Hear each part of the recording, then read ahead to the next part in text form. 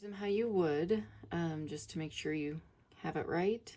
And then we are ready to mark and pin them together. So for marking, I like the Soline pencils. This is a pink lead. You can get them in different types of lead, different colors. You just need something where you can make a faint mark, good enough for you to see to pin, but you shouldn't see it then after we have everything sewn together. So the first thing we do is make a mark on the right side of this diamond strip. So you place your 1/4 inch line of your ruler along the edge of this diamond, and then you make a small mark along the seam right there. And like I said, just enough so you can see it. So I don't even know if the camera is picking that up. But I can see that mark, so I will know where my pin goes. I think my lead's almost out. That's why I was having a little trouble. So I will have to change that. But then you turn this diamond over, and so they'll go together like this. So on the wrong side of this diamond, you will make the same mark.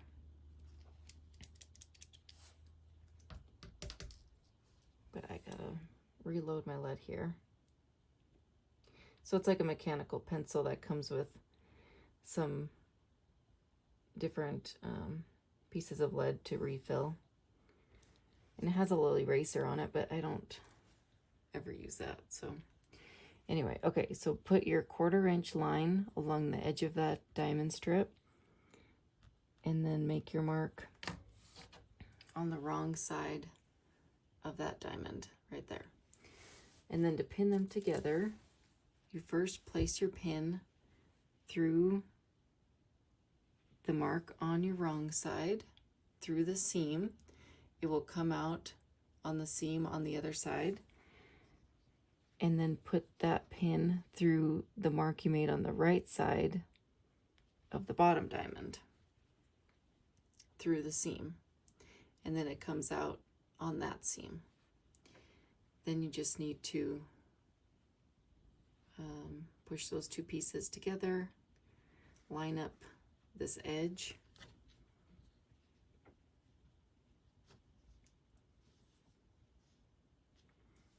and then I usually put a pin on either side too,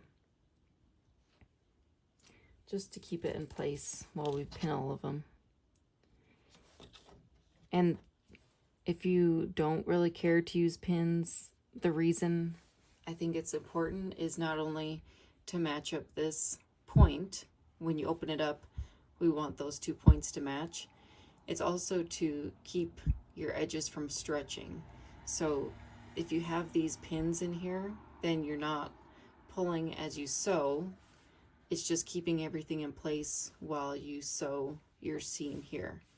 So that's another reason why I like pins when you are cutting and or sewing pieces that have been cut on a bias.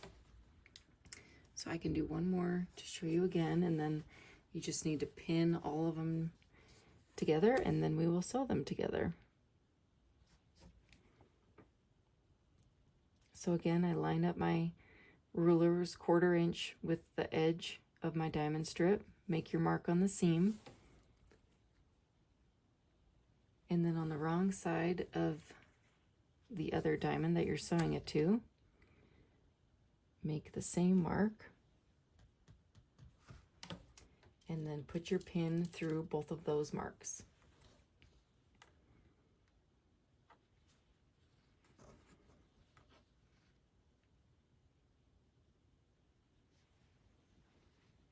So your pin will look like that, through to the other side, and out the seam on the back. And then just push them together.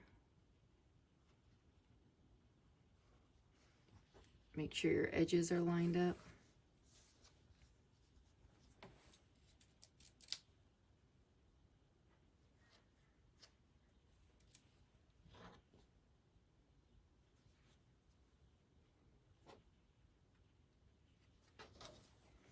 And there you go. So your seam will start here and end here.